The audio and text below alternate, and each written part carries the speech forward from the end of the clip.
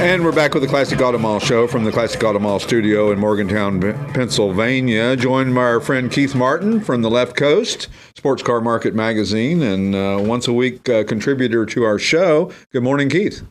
Good morning. It's great to be here. Well, great to have you here. So your blog this week, Cadillacs and 4Cs in Camas? It's named after the Camas Indian tribe. Oh, sure. Of course, I knew that. I was just testing you. Yeah. So you lead off in your blog this week, and this is so true. Social media has its pluses and minuses, but definitely positive in the ability to find out about events you never heard of otherwise. That is so true.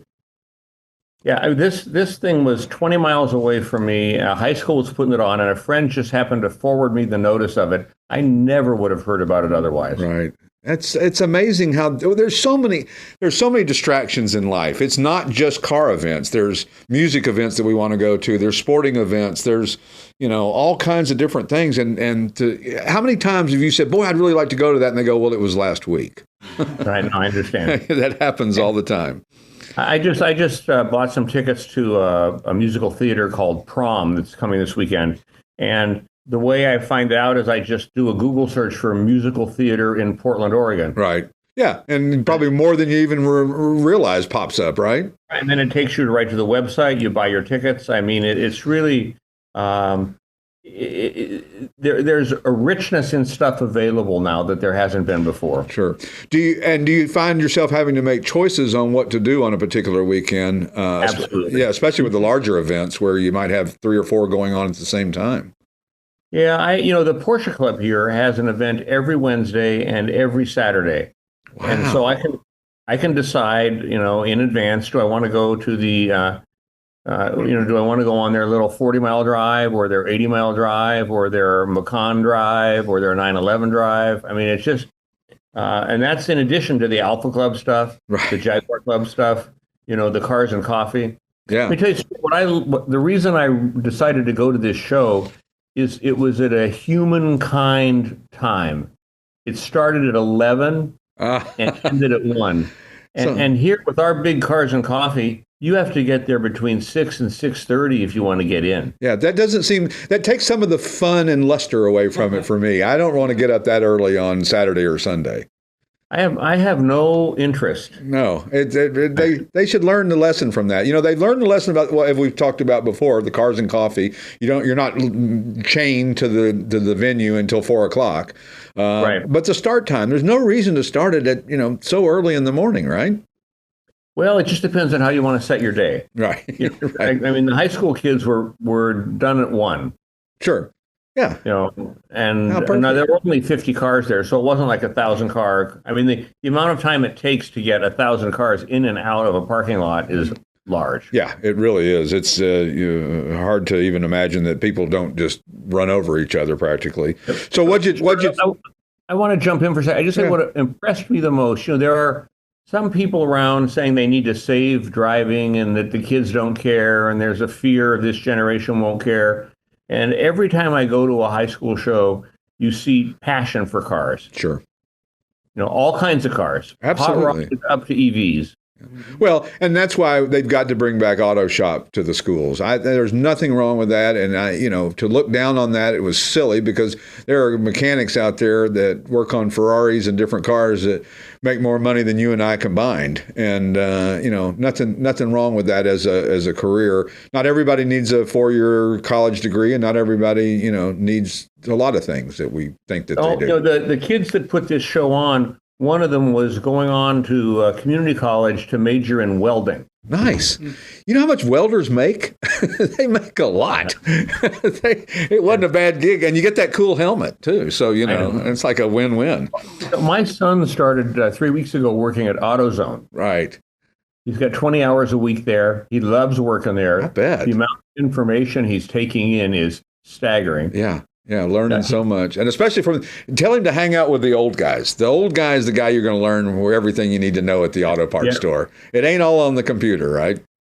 No, and he's bilingual because he went to an international school, so he gets a little spit for being able to speak Spanish to his clients. That's absolutely good. So what car, back to your weekend at the show, what car did you take? Well, I took my Alfa. I've got a 91 Alfa Spider S4, and they're the loaded cars with AC, and I've got a Bluetooth in it, and it's got some. I don't.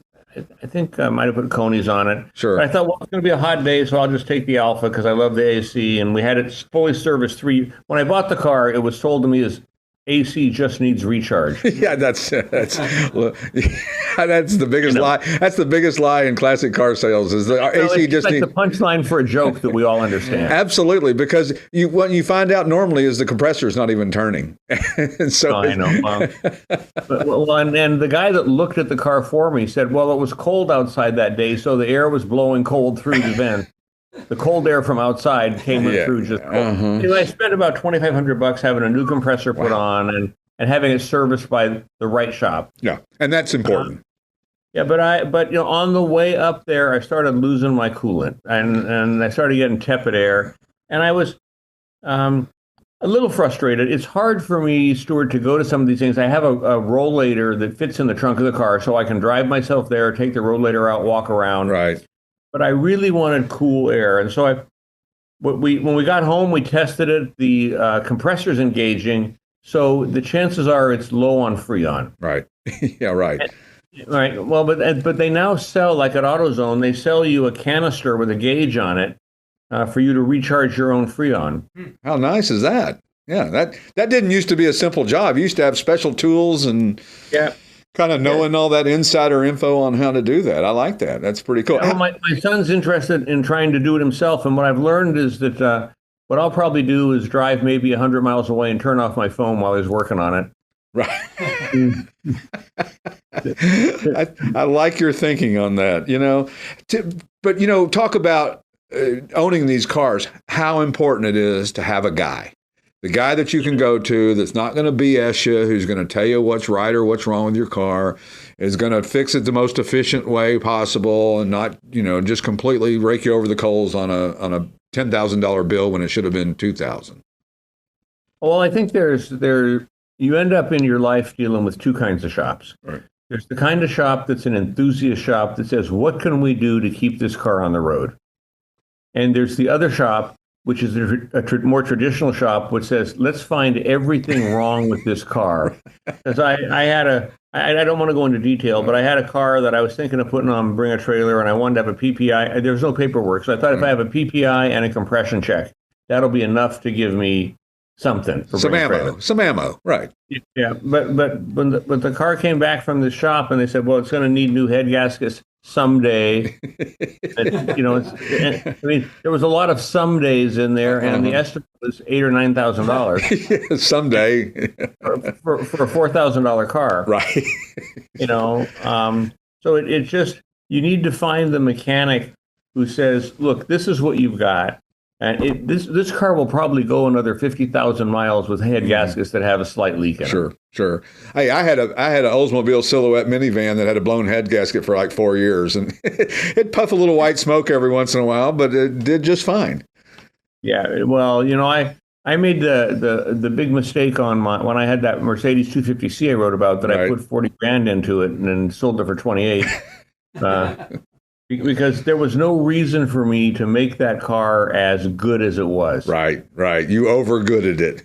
I overgooded it, and it was like I've got a Mercedes 250C. I'm going to put Euro headlights on it, and I'm going to change the rear axle, and I'm going to put Webers, and I'm going to make it from a $23,000 car to a $25,000 car by spending 40 grand on it. Yeah, that math seems to work very well in this hobby, right? It's just one of those things. But then there's the other side of it. And it was just like we were talking about a couple of weeks ago. There's the side of it that the guy says, look, this is the car my grandfather had.